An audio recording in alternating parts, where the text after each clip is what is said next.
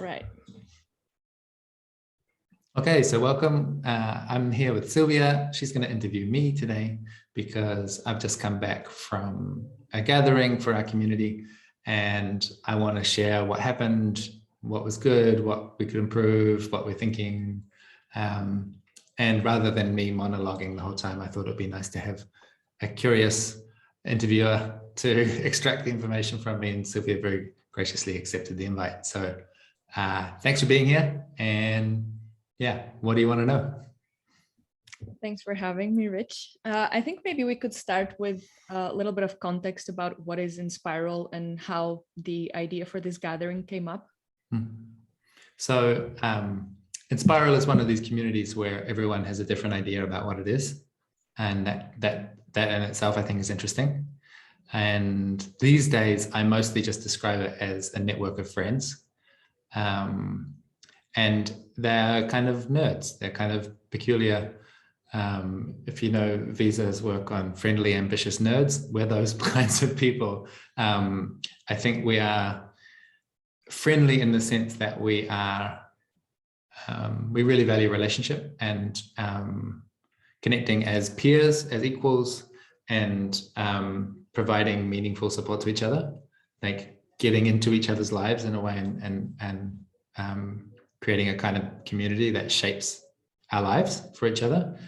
And we're ambitious in the sense that we want to, yeah, most of us, I think, vast majority of us are committed to a kind of meaningful work in the world. And we haven't really defined collectively what meaning is, but just the sense is, if it's meaningful to you, it's probably a good thing to be working on, whether that's like making a company, or it's making art, or it's raising a family. Whatever is your meaningful work, we want to support you to do that. And we're nerds, to complete the trio of friendly, ambitious nerds, in the sense of having a really passionate, a streak of like each of us going deep into our thing and really being kind of obsessed, creative obsessives on our thing, and not trying to convince everyone else that our thing is the right thing, but supporting each other to do our own thing. And it started in New Zealand, like more than 10 years ago. And it has grown to, it fluctuates, but it fluctuates around 200 people. It seems to have been sort of naturally stabilized around that size because it's so much about trust and relationships. It just doesn't, there's a natural limit to how big it can grow. And for a long, long time, Enspiral has been synonymous with Enspiral Wellington, as in the city where it started, where there's a co-working space, you know, there's like a central, a density of relationships and activities and stuff happening there. And over time, there's been people living outside of Wellington, outside of New Zealand, and becoming increasingly international. And this, there's always been the sense that New Zealand is the home base or Wellington is the home base. But over the last few years, that's become less and less accurate. Somehow it feels like the network is really trying to become global. And 2 years ago, my partner Nati and I decided to move to Europe. So we're now living in Italy. And I knew when we decided to move that I needed, I wasn't going to be satisfied to have Enspiral as, that I was going to be remote, you know, that I was going to be a satellite participant, that I would have to go to New Zealand to experience the full joy of being a member, that I wanted to have a full experience of Enspiral where I live in Europe. And so the two of us plus two other Enspiral members who are also living in Europe said, we're gonna hold the space, we're gonna put up a flag, we're gonna say, we're gonna kind of activate. There was already maybe 20 people who are loosely connected with Enspiral that are in different parts of Europe. And we said, we're going to activate them and invite more people and host, and let's make this thing happen. And we anticipated we would start with a gathering, because that's kind of an essential ingredient of Enspiral culture, is that in New Zealand, there's a gathering every 6 months, and those gatherings are often, profoundly meaningful and connecting for people, and they're often where new collaborations and projects start. And they're like shared experiences where collective identity is formed. So we just thought it would be natural to do an event. And then there was a pandemic. And so personally, I felt like we kind of went into this waiting, like just can't wait until we get together kind of mode. And yeah, then we had the sense, I don't know, maybe it was around the start of this year, around January or something, that we thought there might be an opportunity for us to get together. Like probably there are going to be more lockdowns in October or something, but maybe in August we'll be able to have a window of opportunity. So we, a few of us put our hands up and said, we're going to make sure a physical gathering happens. If there's any possibility of it happening, we'll be the ones to hold it. And thankfully we did. And you were part of the organizing team as well as a participant. Would you like to say a little bit about what you did as part of the organizing team? Yeah, so, and maybe even some more preface to that is, while we're in this holding period of like, oh, we want to have community, but we can't be together because of the pandemic. It's quite amazing to watch people step up and take on these concrete pieces of leadership, including you and a bunch of other people who said, hey, I also care about this community. I want to help it to develop. And so there's been this steady rhythm of online calls. We call them connection calls. It's like every 2 weeks. And that's been an opportunity for people to get to know each other. There's a little bit of like interesting facilitated processes. Mostly it's about connection. It's people getting to know each other. So that's provided this like minimum viable sense of connection for this group of people. And yeah, lots of us have the sense, wouldn't it be nice to get together? And the way that leadership works at Enspiral, it's more like what they call a duocracy than a consensus-based group. So that means the one who does is the one who decides. And so at the start of the year, when we started thinking about, wouldn't it be nice to gather? We kind of called who wants to put in the energy, like who wants to take some responsibility here and make this event happen. And 3 people put their hands up, and it was me and Joriam and Brigitte. And so we said, hey, we're going to do this. And that means we're going to take we're going to contribute a bunch of effort, but we're also going to take a bunch of decisions. And, it's in service of the community, but we're going to do it our way. And we're not really going to spend a lot of time building consensus about how it should be done. We're just going to design an event and invite you to join us. And if you like the invite, you can come. And so what that looked like in practice was, well, first checking, is it going to be safe to gather? And we thought, given the circumstances with COVID, yes, like most of us are vaccinated. Everyone who came had to be tested before they could arrive in France where we were meeting. Yeah, a lot of us were up for that level of risk. Some people were not. And so unfortunately they couldn't join, but they'll still join us digitally. Then we had to find a venue. And so that was, we started with just calling around our network of friends, and it was just like the easiest. This has been the easiest gathering I've ever organized. I think that's an important piece of the puzzle. The first person I contacted said, yes, actually our space is free. We'd love to have you. There's this collective called Life Itself. You find the website lifeitself.us. They're really cool. They are similar to what we're doing. They are kind of cousins of Enspiral. They're kind of organically doing something like Microsolidarity without having needed those words to know that they wanted to do that. They were just doing it anyway. But they're a community with more of a focus on, like, one of the themes they talk about is contemplative activism. So they're like Buddhist contemplative practice, and how does that affect politics, or how do we be active in society with that? And lots of other things that they do as well. And so we wanted to be cousins with that community in any case. We felt some relatedness, and they've got a bunch of different venues around Europe. And they said their one in Bergerac, which is outside of Bordeaux, was free at the time that we wanted it. And so that was extremely easy. They made it extremely affordable for us, and just were super, super warm welcome, and made everything easy on that front. And then we needed to we decided we wanted to have someone who was paid to do the cooking, so that we didn't have to worry about that. And they recommended someone from their network who was just amazing. Like, she's a Zen practitioner as well. And so she's in this like Zen tradition of cooking, and like what that means for the way that the food is prepared and how we enjoy it. It's just like spectacular. And so she was like one of the participants, but with a specific responsibility in the kitchen. So again, super easy, but highly recommended getting someone who's responsible for the kitchen. So that is just like, look, obviously we volunteered and we help a lot, but she was taking responsibility for it. And then we designed the agenda, and that's in our way of doing things, which I think one of the reasons I wanted to record this conversation is I think the way that we're doing these events it's probably a good enough place to start. If someone just wanted to copy what we're doing, just do this would be a good place to start, and then evolve it to your own taste. But the way that we design the agenda allows a huge amount of freedom and allows people to take responsibility for what kind of experience they want to create.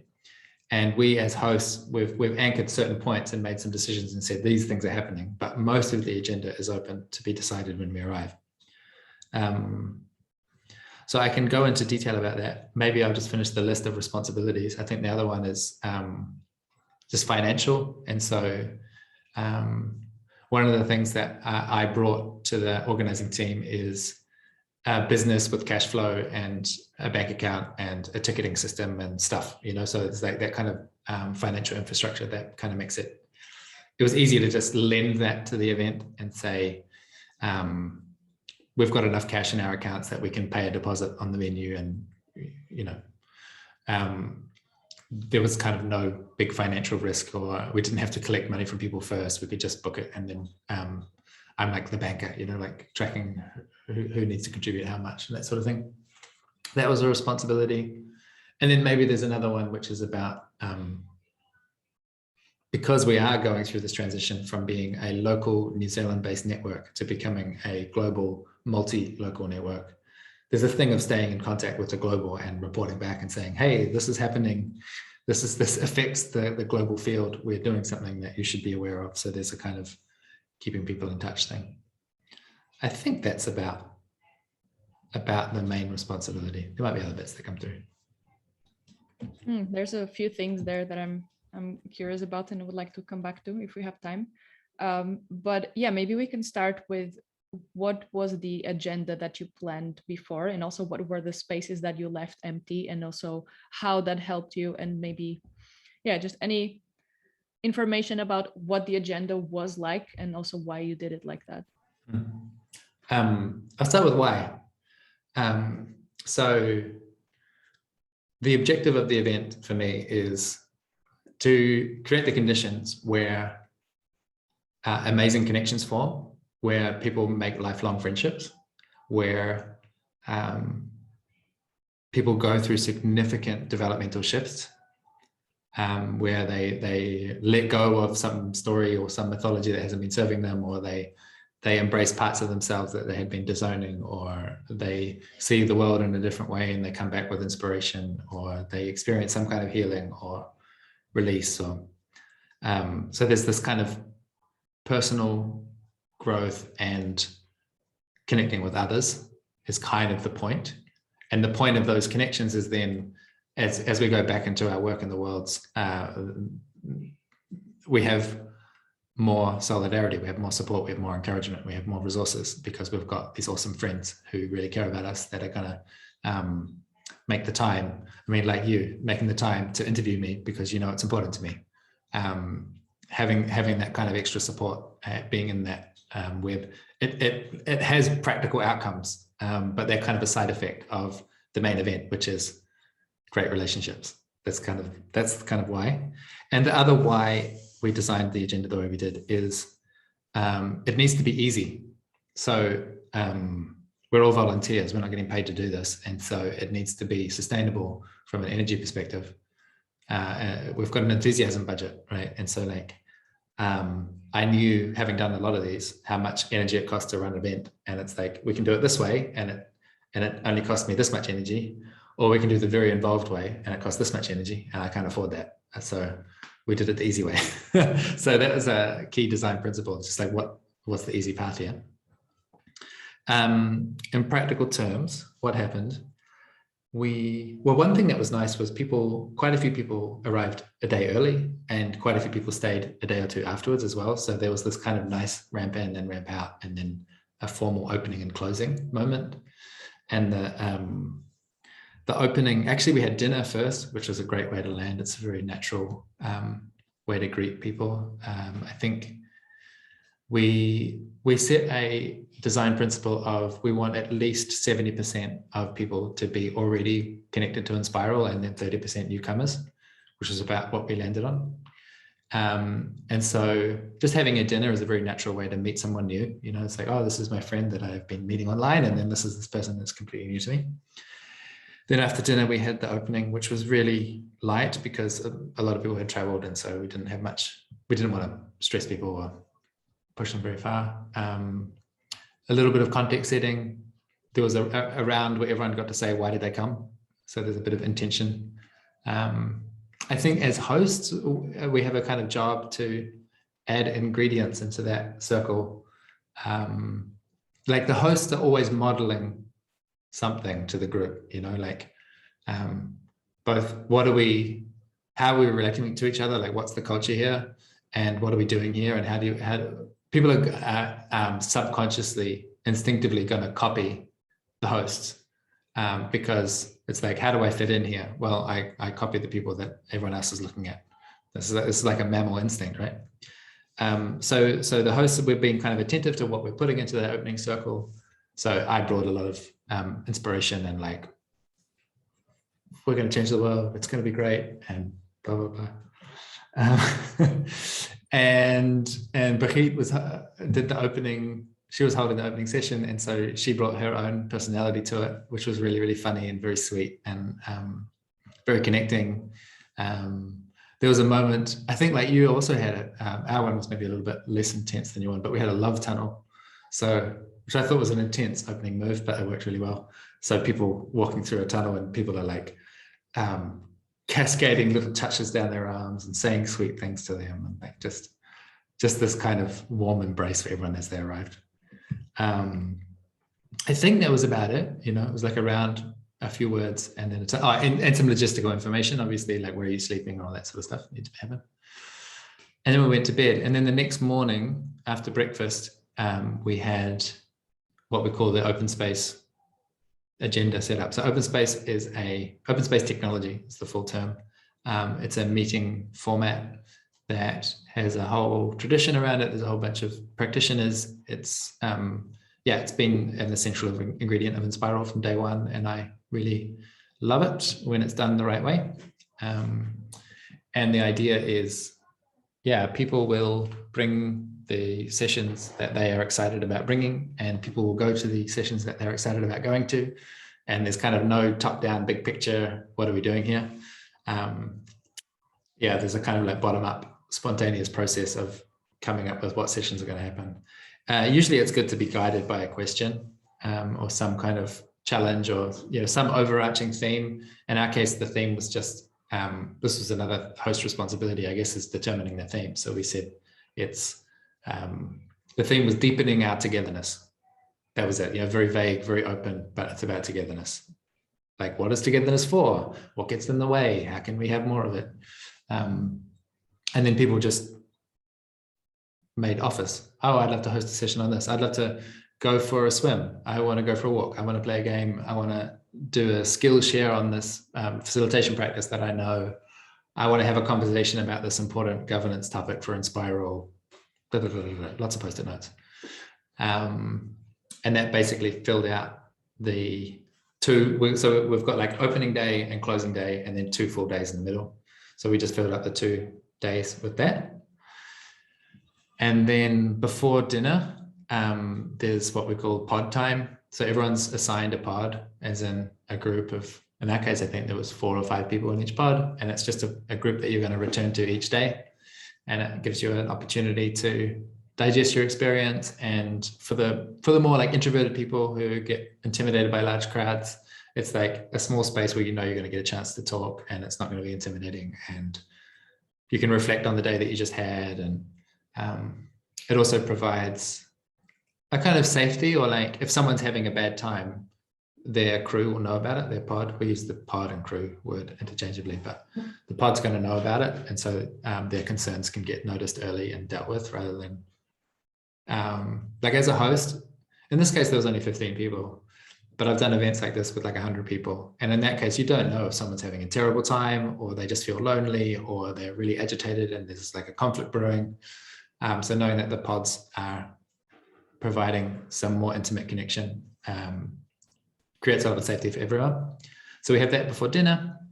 And then after dinner, there's always a thing happening as well. So the first night, let's see what order we did it in.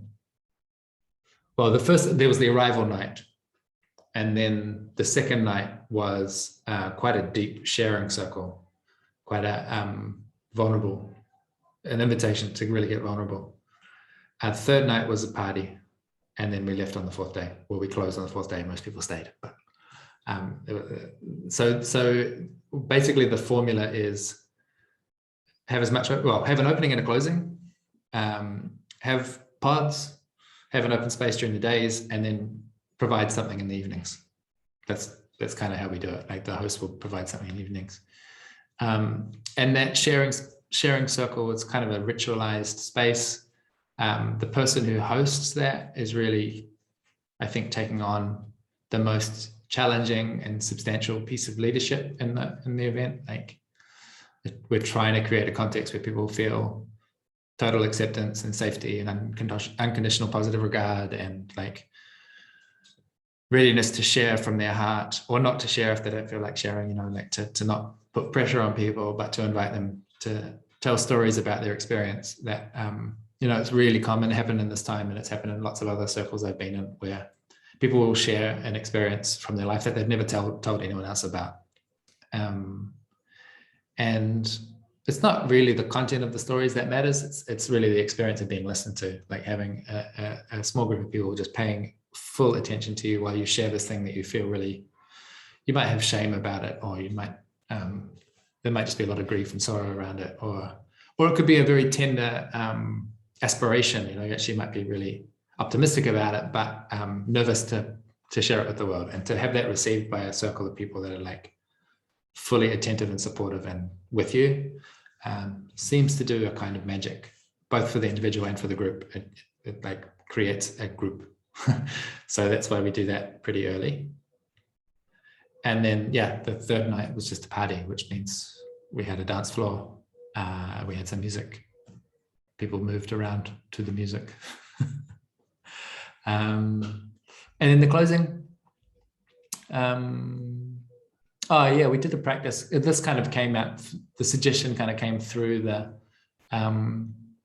process of setting up the open space agenda. And we said, okay, we'll take responsibility for that and put it into the closing, which was a practice we called Troika, from Liberating Structures. So it's a really awesome online resource, lots of different meeting formats. Troika is a place, a quick, simple process for 3 people to give each other advice on a challenge or topic. So it was kind of like, okay, today's the last day. You're thinking about going back to the real world. Have you got a challenge or an action or an insight or something you want to process to help you land and get oriented? So we did that. And then we had a closing round, and we just heard from everyone. Yeah, what are you leaving with? What are the, you know, last words kind of thing? And then we had another dance party, which was a great way to close, just to release, you know, that pent up energy, and an absolutely phenomenal feast, which I'll love to share the photos with you. And it was just like amazing way to close the day. And that's the formula. That's the thing that we did. And I will, yeah, I mean, I'm sure that parts could change and that'd be fine, but I would basically vote to keep that template more or less the same again and again and again. Do you have any idea about what are those parts that could be changed, or just anything like off the top of your head right now that you can think about?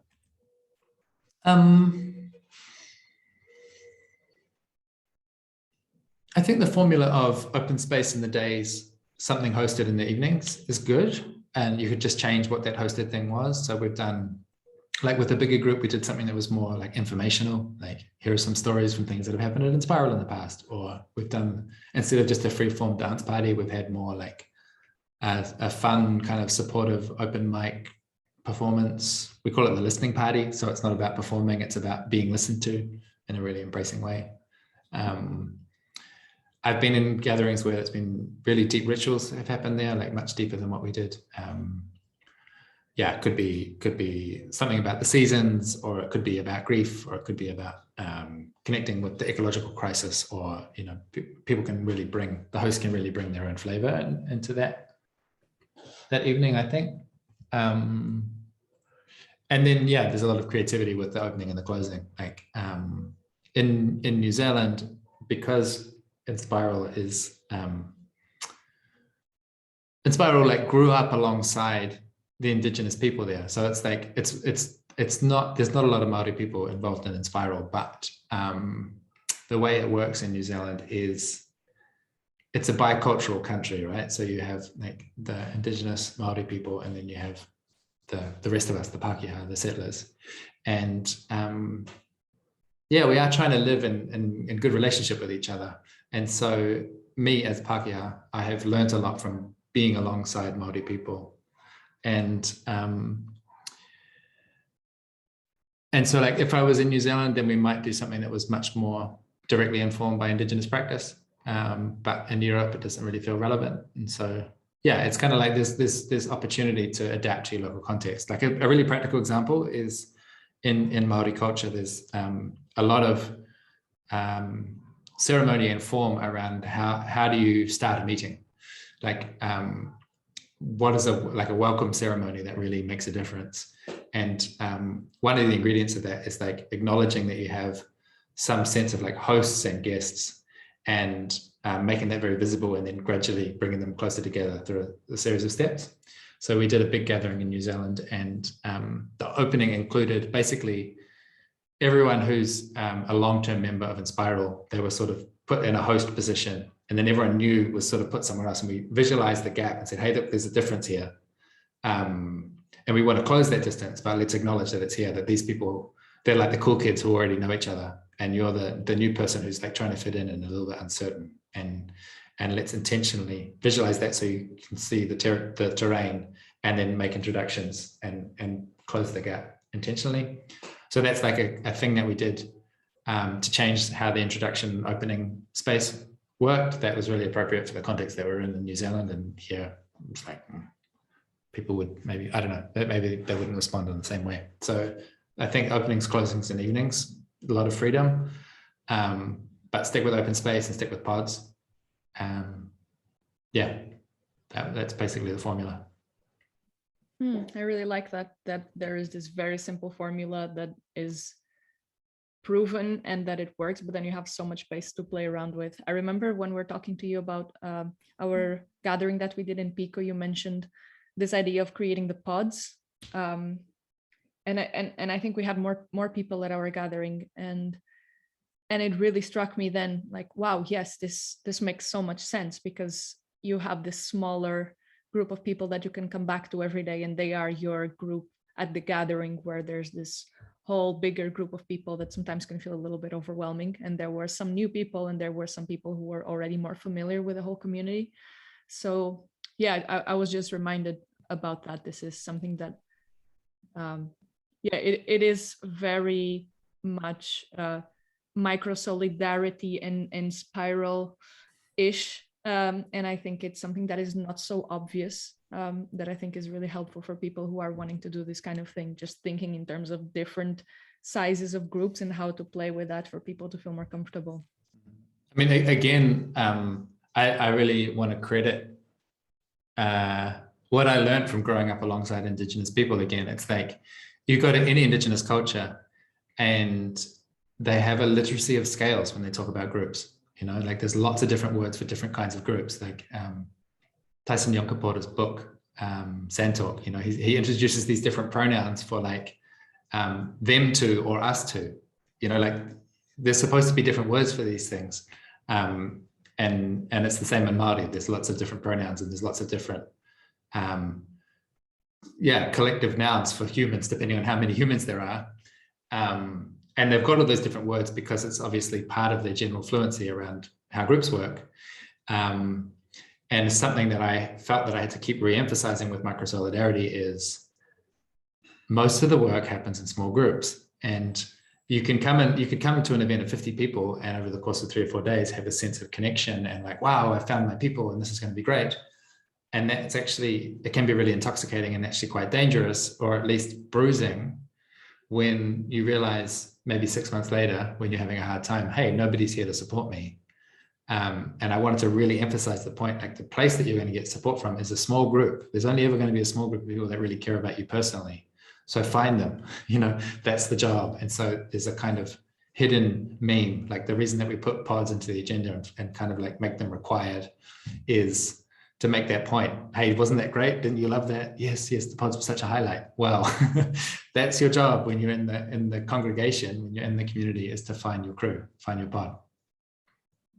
Yeah, that makes so much sense. And this is a big part of Enspiral, right? There's the big gatherings, and then they have a rhythm. And then after each gathering, you form pods with people that you just connected more with and that you feel like you can do something with. Was there any of that at this smaller European gathering? What are the next steps, or what happens next? Yeah, because there's a few people there that are not currently like officially part of the community. We just said, hey, if you want to join, let us know. And so we're going to see over the next few days, because we just got back 2 days ago. Over the next few days, we'll see who wants to join. And then I'm expecting there'll be at least 3, in which case we'll hold some kind of what we call the onboarding pod. And we'll have a template. Actually, there'll be like probably 6 sessions for an onboarding pod over the course of 12 weeks. And it's like kind of an agenda for what to do in each call. And that's to help people to get oriented to Enspiral and understand what are the opportunities and the responsibilities and stuff. So probably that's going to happen. And I know that through the course of the event, there was a lot of collaboration started. So like Carl, who I mentioned earlier, he's hosting an event in Berlin soon, and like 3 or 4 people decided they're going to join that event, for example. It's an awesome collaboration training. So there's lots of that sort of thing where it's like all these kind of sparks of connection happen, and we don't make any effort to track that or to corral it or to say like, let's put all the actions on a board. It's like we just focus. This is my bias, it's like just focus on the social fabric and the activities will take care of themselves. The other thing that is going to happen is, I think so. I mean, the pandemic's really going to have a big influence on this, but if it's possible, I think there'll be another gathering in winter. We've already started talking about that. And crucially, I don't think I need to host it. So I'm one of the people who brought this like initiating energy to the community and then to this gathering, but there's enough co-leadership capacity. That's part of the culture that we're trying to play with at the gatherings. It's like everyone's responsible, everyone contributes, everyone can take a turn to lead some of the time. 2 of the people who have been, one of them who's been in Enspiral for a long time and one of them who hasn't, put their hand up to say, yeah, I think I can host the next one. And yeah, it's just really exciting to give them our support and enthusiasm and to imagine that we might be able to get together in winter. So that's kind of my ideal, is that we'll just meet every 6 months and there'll be pods in between gatherings. So there'll be space for people to connect, and probably people will start companies and invite them into each other's creative projects, and that stuff will happen. But my interest is just keep that rhythm of pods and gatherings. And I think the other thing, yeah, it's kind of like on my mind, it doesn't really fit into any one particular question, but is one of the reasons it was so easy was it was small. So like small venue, small expense, one person can do the cooking. With 15 people, it's kind of unlikely that there's going to be drastic conflict, whereas if you have 50, it's pretty likely there's going to be an intense conflict. With 15 people paying a little bit of money each, most of them are going to pay right away, and there's not going to be a lot of chasing up to do, and that it just was easy and felt really accessible for people. So I'm going to be pushing, we'll see what the community wants to do, but I'm going to be pushing for, let's keep it small. And for example, we could say the maximum size is 30 people. And if we've got more interest in that, then we have 2 groups, we have 2 gatherings, and we're really cultivating the capacity to host. And instead of like, let's try and pile into the one true awesome community, let's just activate lots of these gatherings where lots of people get the experience of hosting and lots of people get to experience participating, and it's always small and intimate and easy. That's my vote. We'll see how people respond to that, because I just think it could easily, in the space of 2 years, it could easily grow to 500 people, like effortlessly. So that'd be quite a different thing. It seems like the same pattern is happening at different scales. So there is this tendency for Enspiral to go from being local to multi-local. And then there's also even this smaller part of Enspiral Europe, there's this possibility of there being more and more people, and it's still having to divide for gatherings, for example. So do you see, like, do you have any vision for what this could be like, I don't know, in a year from now? Or what is the role that a gathering like this, and the fact that it is happening now for the first time, an Enspiral Europe gathering, how does this fit within the whole of Enspiral, or how can they be integrated together? Yeah, the whole of Enspiral is it's very opaque. It's really hard to read. It's not just that it's distributed and there's a culture of everyone do whatever you want, you know, so there's always a lot of things. It's also, because so much of it is relational, a lot of it's just invisible. You don't really know. It's very hard to kind of feel the pulse of Enspiral in a way. Joriam's probably got his hand closest on it because he's currently the only one who's paid to activate the community. So he's more in touch with more people. So he's got a bit of a read, better than I do.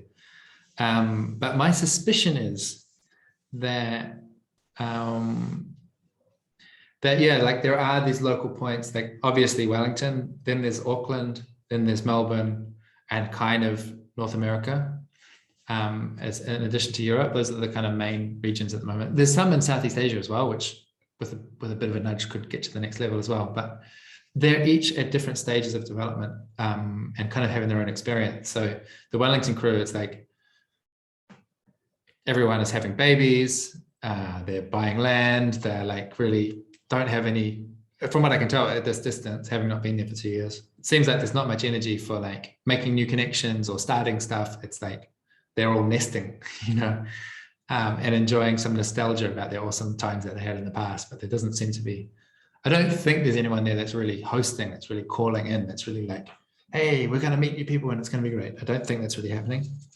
Melbourne, that is happening. There's a critical mass of people, and they are at a slightly different stage. They're kind of a little bit slightly nesty, but also a bit more inspiration. The lockdown has been really difficult in Australia, so that's really impeded people's ability to gather. But if it weren't for that, then they would have been having retreats. And then in the States, there's a few people, but there's kind of no one, as far as I know, there's no one who's really like, that feels that they have the informal authority to like call them together and say, hey, we're going to hold. And then there's us, where you have got a critical mass of people who do have the informal authority to say, we're going to hold a thing. And we've been holding it for 2 years now. And our holding has been, part of it has been to activate other holders, you know. And so, like I said, there's a bunch of other people that have taken responsibility. And so now it feels like the Europe contingent has got its own momentum, a slightly different identity, but not significantly. Like it feels a lot like New Zealand feels to me. But if we keep going at the rate that we're going, pretty soon I feel like the center of gravity is going to be in Europe instead of New Zealand, and that's going to be really strange for people. I think it's probably going to trigger some fears and like concerns, like, is this okay? Is it, you know, Enspiral's always tried to be very experimental, and like we just try stuff and it evolves and it changes, but still any kind of change can trigger anxiety. So I've been anticipating that and trying to signal to people, hey, if you've got concerns, let's hear about them early and we can manage them and we can listen to each other. I haven't heard any concerns yet, but I'm still kind of waiting for the shoe to drop. I'm waiting for people to really click, especially the people who've been around a long time, that Enspiral and Enspiral Wellington are extremely different things. And there's a lot of people who don't get that. They really don't get that. They still think Enspiral is based in Wellington. And while we're all locked down and we can't travel overseas, it's going to be this kind of, I've heard about it, but I haven't seen it, so I don't really believe it. And eventually some of them will get to travel here and we'll be like, hey, welcome. We've been doing this thing. We've been preparing. I'm so excited to invite people in and say, look what we made for you. so great to introduce you to this community. But I think it's going to be a gentle kind of shock when it happens. Yeah, I think this is a whole other conversation. I just wanted to touch on it a little bit because it is something relevant for this. This is the first time that this kind of gathering happens in Europe. I mean, we had this online thing. It wasn't really a gathering. It was just this connection experiment that we had earlier in the summer. But yeah, it wasn't like this was the first physical gathering, and I can feel that what you said at the beginning, like we have been connecting for 2 years, and we've just been waiting for the possibility to be together because of all the lockdowns.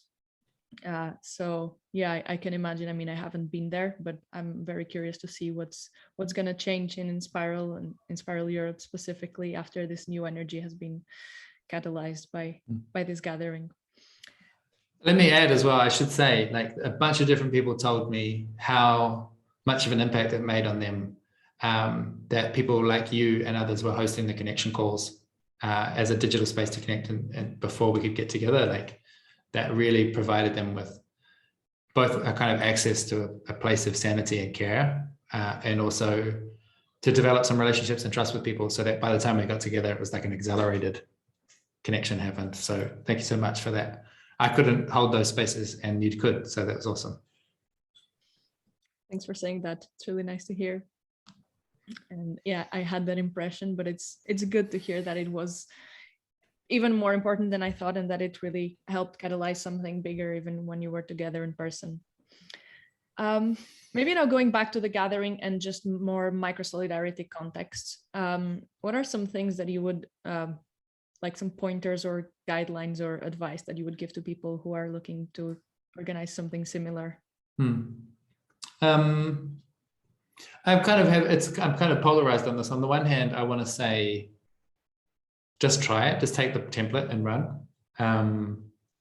You know, like we started, I joined Enspiral very early on, and the people who started Enspiral didn't know what they were doing. You know, they were just reading a few inspiring things on the books and hearing things and just trying stuff. You know, it's like they didn't really have a great deal of, well, I mean, there's some kind of lineage, which I would love to document well, but mostly it was just people inventing stuff and trying and failing and getting hurt and then trying some more until we landed on a bunch of patterns that work. So on the one hand, just try it, just do stuff, just invite people. Start first get one crew and then help a few other crews to form. And once you've got 2 or 3 crews running, then have a gathering, or start with one crew and gather and then grow from there. But this formula of a spacious but attentive hosting, abundant hospitality, a great deal of care, a great deal of freedom, pods, open space, and some connection, you know, facilitated processes. I think it's a very powerful combo, and you should just try it. You should. If you want to experience more connection and meaning in your life, I recommend trying it. On the other end, the other half of my polarization is, and this is somewhat self-serving, right? Like, I think that I like to tell myself that I have a lot of skill and finesse, and all of us on the hosting team brings a great deal of skill. And that part of the reason the event went so well is because we showed up with confidence and without anxiety and with a lot of experience and ability to navigate. So for example, on the, there's the 2 full days. On the second full day, we also had a check-in after breakfast, just to, is the agenda good? How are people feeling? Kind of like make little adjustments. And at that check-in, I said to people, like, I waited, I let everyone speak first. That's the thing as well. So that meant that I got to use my check-in token to contribute something that I thought was going to be helpful. And what I said was, what I've heard here in this check-in is a lot of enthusiasm and like everything's great and I love it and there's so much harmony. And from my experience of having done a lot of gatherings, if there's a lot of harmony, I'm usually that's come at the expense of some tensions being suppressed. There's no way that 15 people have got no tensions after having spent 2 days together.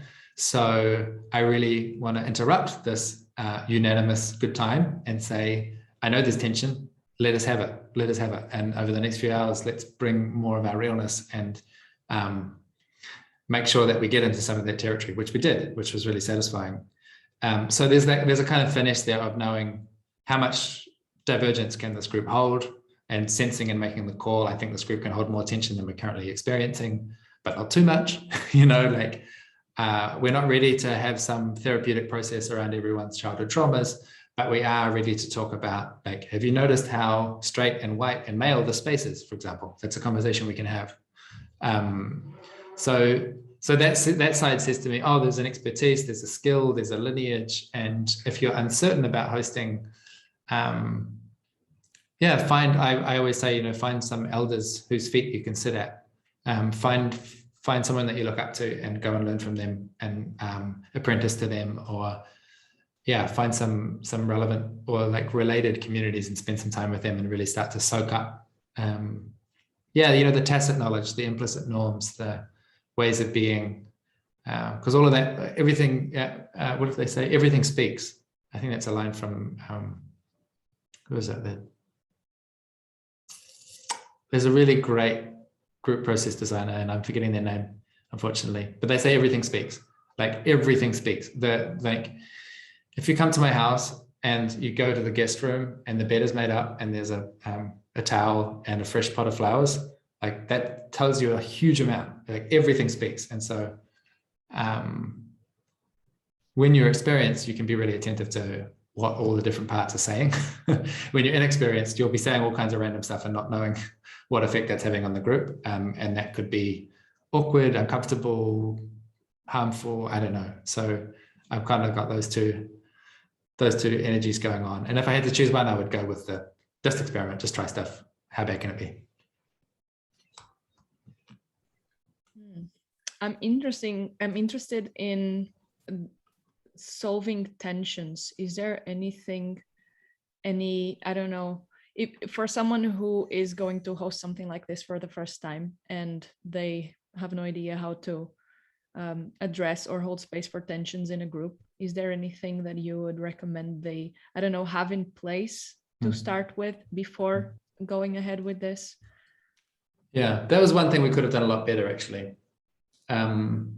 Especially if the group was any larger or had less pre-existing shared context.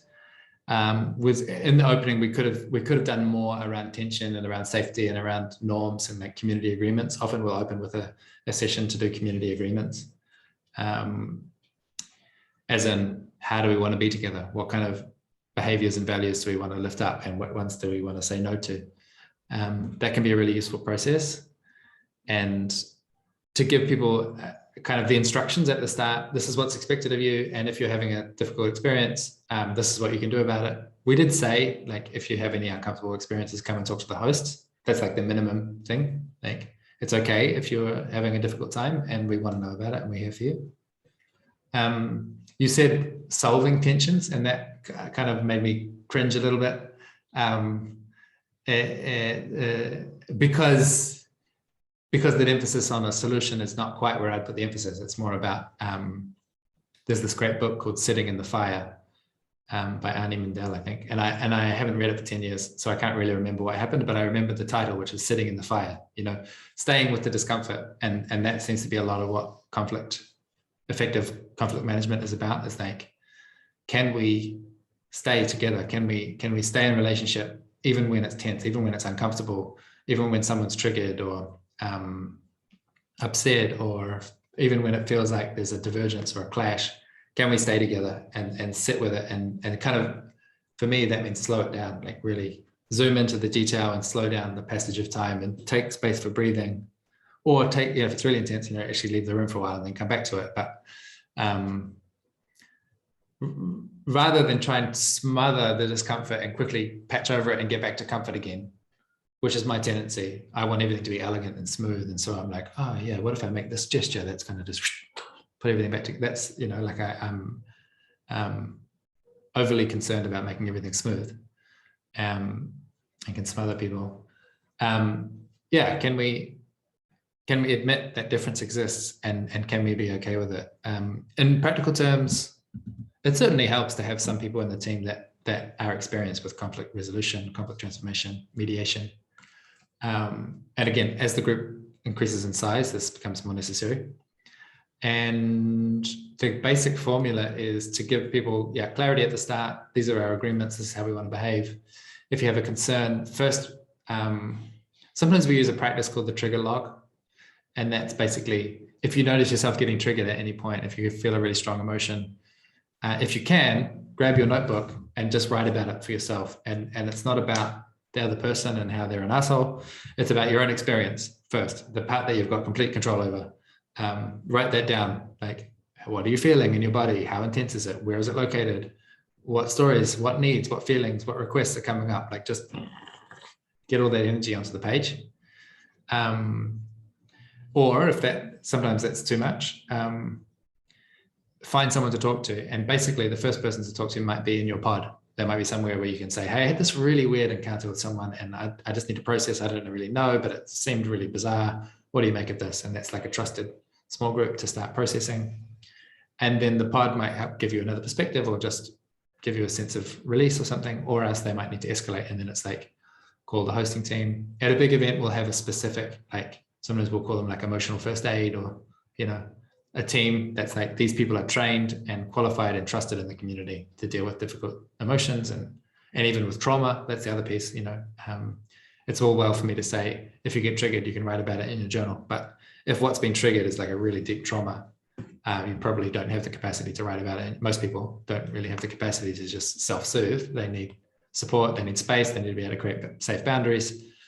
So yeah, this is where I can get to this other half of the polarization, which says, oh, it's a difficult job and it's good to have some elders to know what you're doing. And again, it's fine to work your way up to that. That's so helpful. Thank you for sharing. I'm glad you mentioned those things. Just processing. I think one more question I have is, it seems like this was clearly a powerful experience for all of you and that it was really bonding. And I was curious if you had to say 2 or 3 things, like 2 or 3 main ingredients that contributed for that happening, what would those be?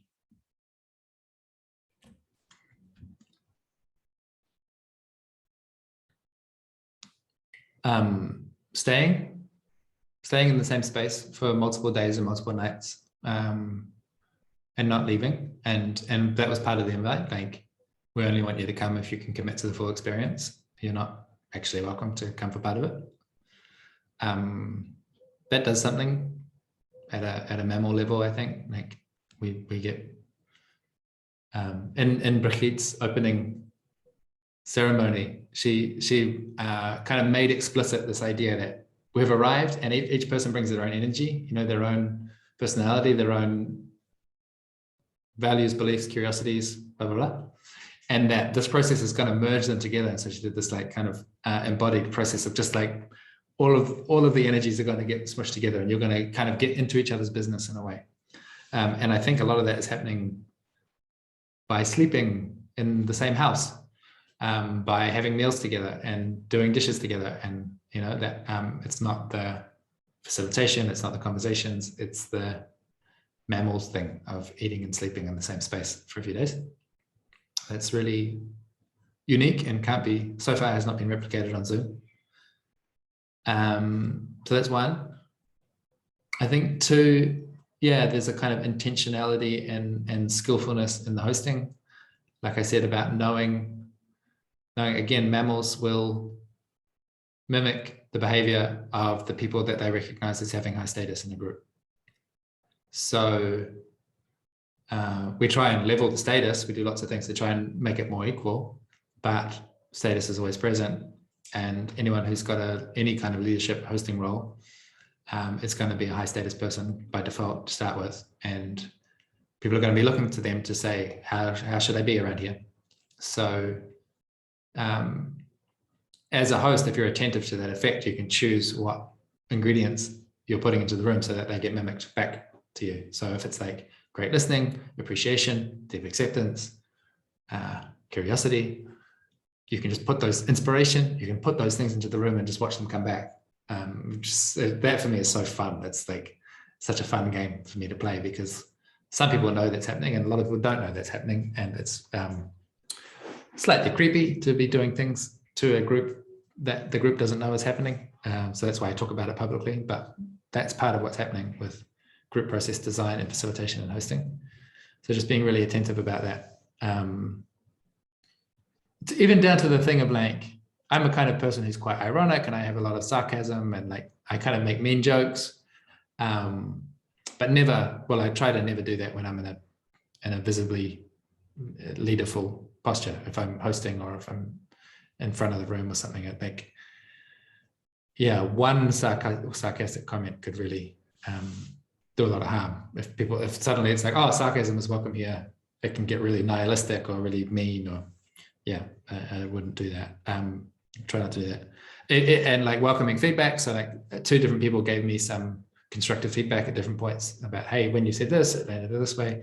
And so because I was in a hosting posture at different points, I made that explicit, hey, people have been giving me feedback. It's great. Please continue to do so. Like just really being kind of over the top a little bit, over explicit about the stuff that's usually implicit.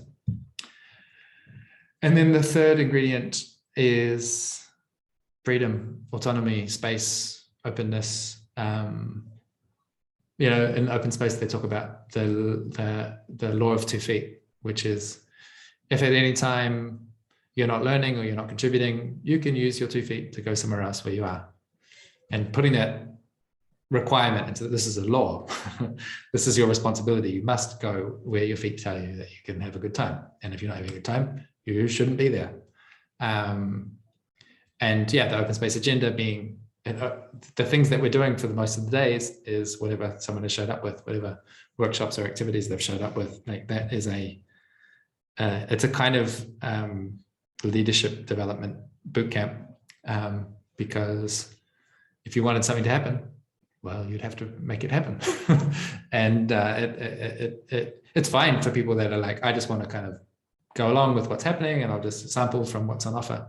But usually we notice that after 2 or 3 of these things, people are not satisfied with just sampling and they want to contribute. So it's an opportunity for anyone to create the experience they want to have. I think that's it. Good question. Is there anything else you would like to mention that you feel is unsaid before we end this?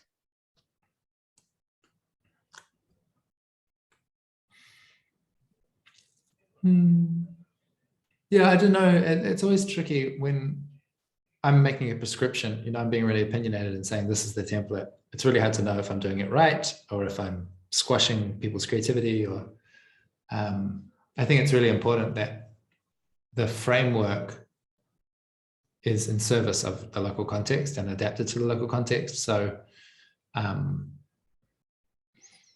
yeah, if there's something that I've suggested that really seems weird to you, just don't do it. You know, I've been in other events that were similar, but we had different ingredients in the template and they worked really well. So ones that were more intentionally choreographed, where there's like someone holding every space and they designed everything and that they were great. It was different, but they were great. Some that were really like participatory theater, some that had a lot of music. Like that's a great way for people to connect. If there's someone that's like leading us all in song, like that's just not really my personality to lead that kind of thing. So there's lots of freedom for different parts to come in, and I don't know what the crucial ones are, and I'm just really opinionated, and I have a tendency to universalize my experience, and hopefully people hold me with some care and know which parts to reject, as like Rich is just going off on his power trip again. And I'm trying, yeah, I am really trying to do the R&D project with some art and some science to say like, these things seem to be important. The rest you can take or leave. But I won't know unless I have many more researchers out there running their own experiences and experiments and feeding back the results into this open source R&D network. Great disclaimer and great final words of encouragement. Definitely agree. Yeah, do you feel happy with this? I'm very grateful to you. I really appreciate you asking good questions and at least performing curiosity and attentiveness, if not genuinely. It was not performed. I was very curious and I had a lot of fun. Great. Well, let's say goodbye to our viewers. Bye. Thanks for watching.